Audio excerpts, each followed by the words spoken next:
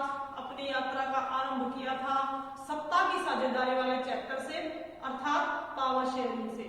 और आज हम पहुंच गए हैं 10th कक्षा के लेसन नंबर 2 संघवाद पर, अर्थात फेडरलिज्म पर। देखिए प्यारे बच्चों, आज के राजनीतिक परिदृश्य में संघवाद को जानना अति आवश्यक है, संघात्मक शासन व्यवस्था को जानना अति आवश्यक है, क्योंकि दुनिया के बड़े बड़े 25 देशों में आज संघीय शासन व्यवस्था को अपनाया गया है। जिनमें देश शामिल हैं उनके नाम हैं संयुक्त राज्य America, Australia, Canada, Switzerland, Germany, Belgium एवं भारत जैसे देश इसमें शामिल हैं। तो देखिए फेडरलिज्म होता क्या है। संघवाद को अंग्रेजी में कहते हैं फेडरलिज्म और संघ को कहते हैं फेडरेशन। इस शब्द की उत्पत्ति लैटिन भाषा के फोएडस शब्द से हुई मानी जाती है और फोएडस का अर्थ है समझौता अथवा संधि। ये समझौता अथवा संधि केंद्र व उसकी घटक इकाइयों के बीच होती है कि कौन कौन सी पावर्स केंद्रीय सरकार को दी गई है तथा कौन सी राज्य सरकारों को दी गई है। आइए जानते हैं संघात्मक व्यवस्था क्या है, इसकी विशेषता क्या होती है। वैसे तो संघात्मक सरकार की बहुत सारी विशेषताएं होती हैं, लेकिन इसकी जो सबसे महत्वपूर्ण विशेषता है वो है शासन के 2 स्तर होना, अर्थात एक तो केंद्रीय स्तर पर जो सरकार होती है वो पूरे देश पर शासन करती है, पूरे देश के लिए कानून बनाती है तथा पूरे देश में अपनी सेवाएं देती है। और जो दूसरा स्तर होता है वह होता है राज्य स्तर, अर्थात उस देश की जितनी भी घटक इकाइयां हैं, घटक राज्य हैं, उन सब की भी अपनी अलग अलग सरकार होती है और वो सरकारें अपने क्षेत्र में अधिकार प्राप्त होती हैं, वे अपने क्षेत्र के लिए कार्य करती हैं, अपने राज्य के लिए कानून बनाती है तथा वहीं पर अपनी सेवाएं प्रदान करती है। इसके अलावा जो संघात्मक व्यवस्था है उसकी और भी बहुत सारी विशेषताएं हैं, उनमें मैं नाम लेना चाहूंगी, जैसे शक्तियों का बंटवारा। राज्य और केंद्र में विवाद को टालने के लिए दोनों सरकारों की शक्तियों का बंटवारा कर दिया जाता है। इसमें सूचियों के माध्यम से उन विषयों की लिस्ट बना दी जाती है जिस पर उनको कानून बनाने का अधिकार होता है। इसके अलावा संघात्मक शासन व्यवस्था में संविधान सर्वोच्च होता है, अर्थात राज्य सरकार और केंद्र सरकार संविधान से ही अपनी ताकत प्राप्त करती है और संविधान का अनुकरण भी करती है। उन सब की शक्तियों को संविधान में लिख दिया जाता है। इसके अलावा संविधान कठोर होता है, अर्थात संविधान में परिवर्तन या संशोधन आसानी से नहीं किया जा सकता है।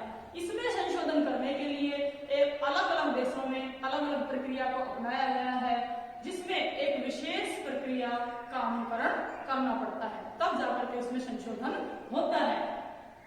इसके अलावा न्यायपालिका की सर्वोच्चता होती है, अर्थात जब केंद्र और राज्यों के मध्य किसी प्रकार का विवाद पैदा हो जाए तो उसे न्यायपालिका के माध्यम से सुलझाया जाता है, इसलिए न्यायपालिका को स्वतंत्र बनाया जाता है। संघात्मक व्यवस्था की एक अन्य विशेषता दोहरी नागरिकता होती है। इसमें नागरिक पहले अपने देश के नागरिक होते हैं तथा फिर बाद में अपने राज्यों के नागरिक भी होते हैं। जैसे संयुक्त राज्य अमेरिका में नागरिकों को डबल अर्थात दोहरी नागरिकता प्रदान की गई है। इसी प्रकार से संघीय शासन व्यवस्था की एक और भी विशेषता है कि इसमें जो विधानसभा होती है या संसद होती है उसके भी 2 स्तर होते हैं। जैसे कि भारत में संसद के 2 स्तर हैं, लोकसभा एवं राज्यसभा। तो जो लोकसभा है वो पूरे देश का प्रतिनिधित्व करती है तथा राज्यसभा में जो राज्यों से चुनकर आए प्रतिनिधि हैं वो अपने अपने राज्यों का प्रतिनिधित्व करते हैं। तो ये थी संघीय शासन व्यवस्था की विशेषता है। इसके ठीक विपरीत जो शासन व्यवस्था होती है उसको एकात्मक शासन व्यवस्था कहते हैं। और एकात्मक शासन व्यवस्था की विशेषताएं भी संघीय शासन व्यवस्था से बिल्कुल विपरीत होती है। जैसे कि एकात्मक शासन व्यवस्था में शासन का एक ही स्तर होता है और वो है केंद्रीय स्तर, अर्थात इसमें केंद्रीय स्तर पर सरकार होती है और राज्य स्तर पर जो सरकारें होती हैं उनको ना के बराबर शक्तियां दी जाती हैं। केंद्रीय सरकार ही सभी राज्यों को आदेश देती है जिसको राज्यों को मानना ही पड़ता है। इसके अलावा जो राज्य सरकारें हैं वो केंद्र सरकार के प्रतिनिधि के रूप में कार्य करती हैं। एकात्मक शासन व्यवस्था में पूरे देश का एक ही संविधान होता है, एक ही राष्ट्रीय झंडा होता है, एक ही राष्ट्रीय भाषा होती है तथा लोगों को नागरिकता भी इकहरी ही प्रदान की जाती है। इस प्रकार की शासन व्यवस्था जो है चीन, श्रीलंका, ब्रिटेन आदि देशों में अपनाई जाती है। इसके अलावा देखिए, मैं आप सभी के समक्ष एक ऐसे देश का उदाहरण भी रखना चाहूंगी जिसने पहले तो एकात्मक शासन व्यवस्था को अपनाया लेकिन बाद में उसने संघात्मक शासन व्यवस्था को अपना लिया और वो देश है बेल्जियम। बेल्जियम में पहले एकात्मक शासन व्यवस्था की स्थापना की गई थी, परंतु उसमें 3 भाषाई समूह के लोग रहते थे, अतः उसने जो है त्रिस्तरीय शासन व्यवस्था को अपनाया। 1993 में बेल्जियम ने अपने संविधान में एक सुधार किया जिसमें उसने त्रिस्तरीय शासन व्यवस्था को अपनाया, जिसमें प्रथम केंद्रीय स्तर, दूसरा राज्य स्तर तथा तीसरा है सामुदायिक सरकार का। ये सामुदायिक सरकार एक विशेष भाषा समूह होता है जिसको भाषा, संस्कृति आदि क्षेत्र में विशेष कानून बनाने का अधिकार होता है। इसके साथ साथ आइए देखते हैं कि संघवाद कितने प्रकार का होता है। तो यहाँ पर संघवाद हम बताएंगे कि 2 प्रकार का होता है। एक को कहते हैं साथ मिलकर या फिर कमिंग टुगेदर प्रकार का संघवाद जो कि पाया जाता है संयुक्त राज्य अमेरिका, ऑस्ट्रेलिया तथा स्विट्जरलैंड जैसे देशों में। इन देशों में जो घटक इकाइयां हैं, जो राज्य हैं, वो अपनी इच्छा से संघ में शामिल हुए हैं तथा वो कभी भी संघ से अलग नहीं हो सकते हैं। ऐसे देशों में राज्यों को केंद्र सरकार के बराबर ही शक्तियां प्राप्त होती हैं तथा वो अपने अपने क्षेत्रों में स्वायत्तता से कार्य करते हैं तथा उनका अपना अलग से एक संविधान भी होता है, उनका अपना राज्य के झंडा भी होता है। इस प्रकार से ऐसे प्रकार को कहते हैं कमिंग टुगेदर। एक दूसरा है वो है होल्डिंग टुगेदर, अर्थात साथ में रहकर। इसका सबसे बढ़िया उदाहरण भारत देश है। भारत जब आजाद हुआ तो उस समय 565 रियासतों को साथ मिलाकर के एक संघ की स्थापना की गई और उस समय बनाए गए 14 राज्य तथा 6 केंद्र शासित प्रदेश। ऐसे देशों में राज्यों को देश की एकता और अखंडता को बनाए रखने के लिए देश के साथ जोड़ना जरूरी था, परंतु केंद्र राज्यों की अपेक्षा अधिक शक्तिशाली होता है। केंद्र को ज्यादा शक्तियां दी गई हैं। संघवाद का वर्णन करने के बाद आइए हम भारत के परिदृश्य में संघवाद को देखते हैं।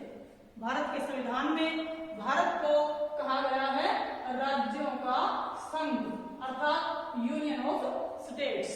हम सब जानते हैं कि इस समय भारत 28 राज्यों तथा 9 केंद्र शासित प्रदेशों का एक संघ है। भारत में आजादी के समय यही समस्या सामने आई कि किस प्रकार की शासन प्रणाली को अपनाया जाए।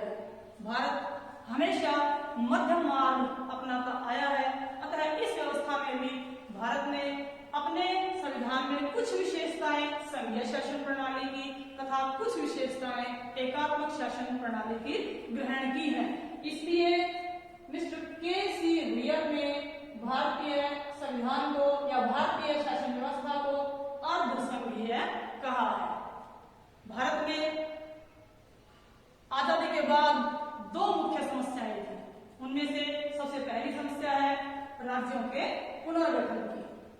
1950 में फजल अली के नेतृत्व में एक राज्य पुनर्गठन आयोग की स्थापना की गई थी और सभी राज्य चाहते थे कि भाषा के आधार पर राज्यों का पुनर्गठन किया जाए, जिससे उनको अपनी भाषा में राजकाज के कार्यों को संचालित करने में किसी प्रकार की कठिनाई नहीं आई। इस आयोग ने अपनी रिपोर्ट 1955 में दे दी थी और 2 नवंबर 1956 को इसकी रिपोर्ट को लागू कर दिया गया। इससे पहले जैसा कि पिछले पाठ में हमने चर्चा की थी, सबको पता है कि भारत में भाषा के आधार पर जो पहला राज्य गठित किया गया वो था आंध्र प्रदेश।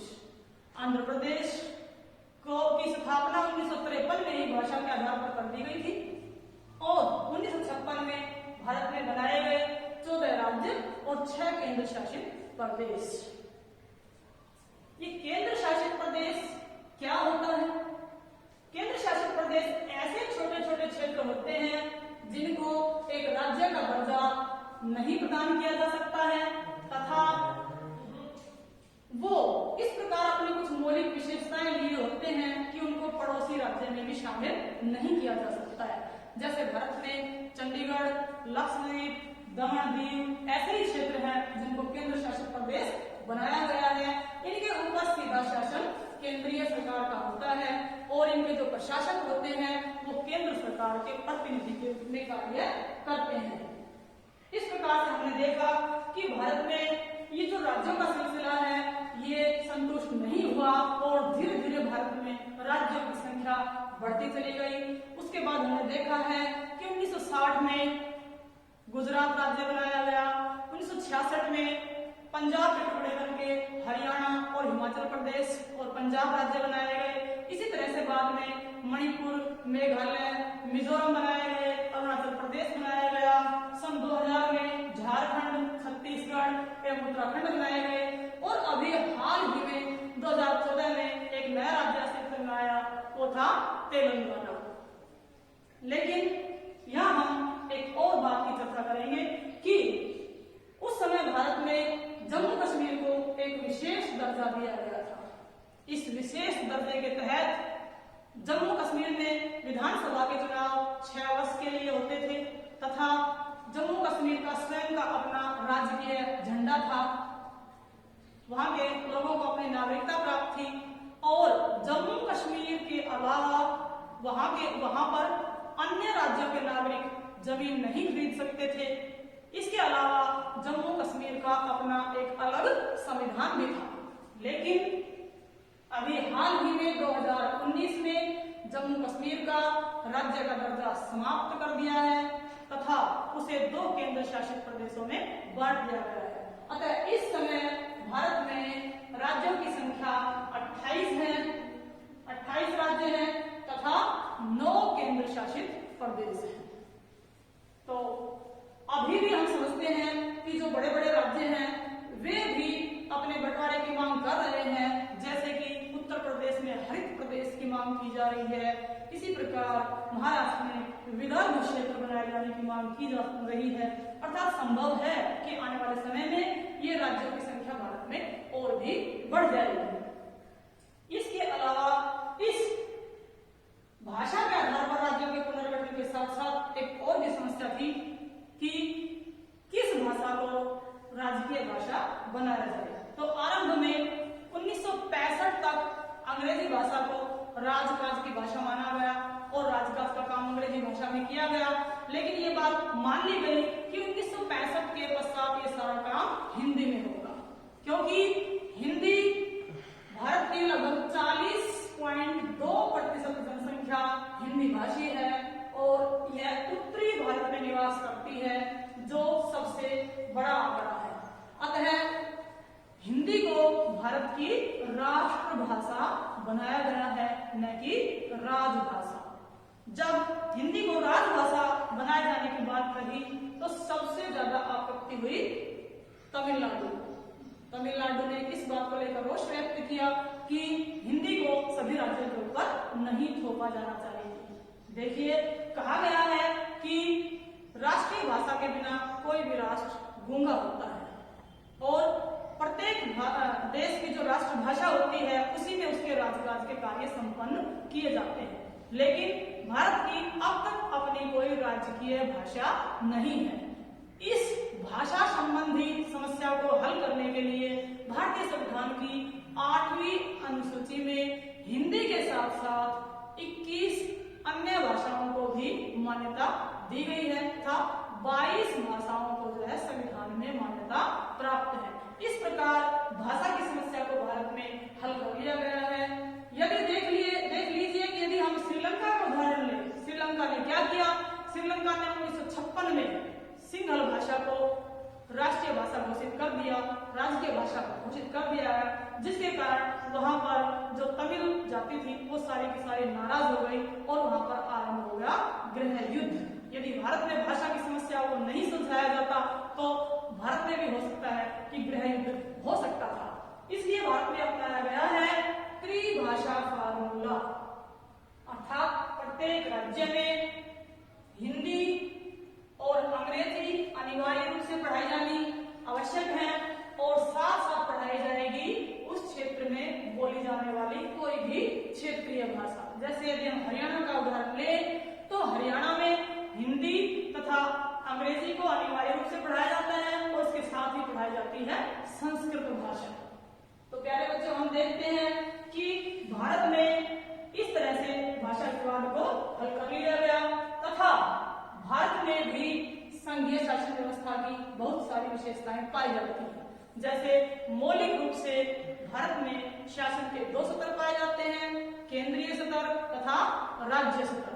अर्थात 28 राज्यों की अपनी सरकारें हैं, वो अपने राज्यों में कार्य करती हैं और केंद्र सरकार पूरे देश के लिए कार्य करती है। इसके अतिरिक्त भारत में शक्तियों का बंटवारा किया गया है। शक्तियों के बंटवारे के लिए संविधान में 3 सूचियों का वर्णन है, जिसमें से पहली सूची का नाम है केंद्रीय सूची और केंद्रीय सूची में राष्ट्रीय महत्व के मौलिक रूप से 57 विषय रखे गए थे, जिनकी संख्या अब बढ़कर 100 से अधिक हो चुकी है।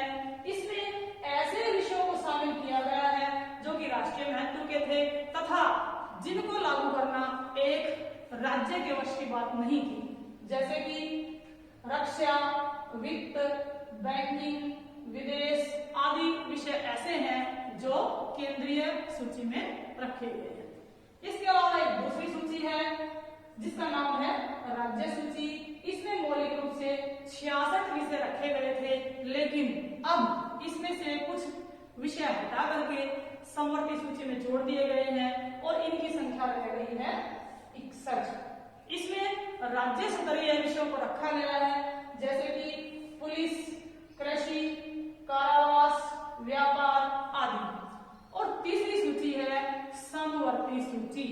समवर्ती सूची ऐसी है जिसमें ऐसे विषयों को रखा गया है जिसके ऊपर केंद्र सरकार और राज्य सरकार दोनों ही कानून बना सकती हैं, लेकिन यदि दोनों के बनाए गए कानूनों में किसी प्रकार का टकराव होता है तो केंद्र सरकार के बनाए गए कानून को प्राथमिकता दी जाती है।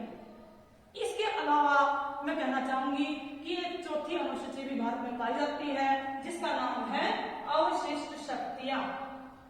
अवशिष्ट शक्तियां क्या है? इसमें ऐसे विषय हैं जिनका वर्णन उन तीनों सूचियों में अर्थात केंद्रीय सूची, राज्य सूची और समवर्ती सूची में नहीं आया है और वो नई पैदा हुई है, उनको हमने एक अलग ही सूची में डाल दिया है जिसका नाम है अवशिष्ट शक्तियां। इसमें कुछ ऐसे विषय रखे गए हैं जैसे कि आतंकवाद, इंटरनेट इत्यादि। प्यारे बच्चों, इस प्रकार से भारत में शक्तियों का बंटवारा केंद्र के हक में किया गया है, अर्थात शक्तियों के बंटवारे के मामले में केंद्र सरकार अत्यधिक शक्तिशाली है।